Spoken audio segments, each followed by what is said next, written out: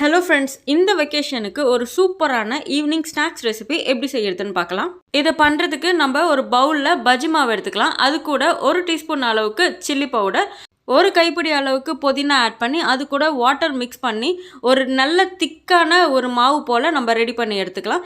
இது நார்மல் பஜ்ஜி மாவு பதத்துக்கு இல்லாமல் அதை விட கொஞ்சம் திக்காக ரெடி பண்ணி எடுத்துக்கிட்டா உங்களுக்கு பிரெட் பஜ்ஜி சூப்பராக இருக்கும். இந்த பிரெட்டுக்கு ஃபில்லிங்காக நான் எங்கள் வீட்டில் இருக்கிற க்ரீன் சட்னி, அதாவது புதினா சட்னியை நான் யூஸ் பண்ணிக்கிறேன். நீங்கள் இதுக்கு பதிலாக உருளைக்கிழங்கு மசாலா கூட யூஸ் பண்ணலாம், ரொம்ப டேஸ்ட்டாக இருக்கும். இப்போ ரெடி பண்ணி வச்சுருக்க பிரெட்டை நம்ம பஜ்ஜி மாவில் டிப் பண்ணி நம்ம எண்ணெயில் ஃப்ரை பண்ணிக்கலாம்.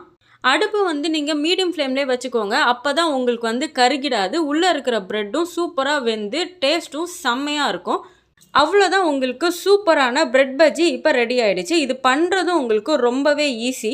எப்போவுமே வாழைக்காய், உருளைக்கிழங்கு இதில் மட்டும் பஜ்ஜி போடாமல் இப்படி ஒரு தடவை ட்ரை பண்ணி பார்த்துட்டு எனக்கு கமெண்ட்டில் சொல்லுங்கள்.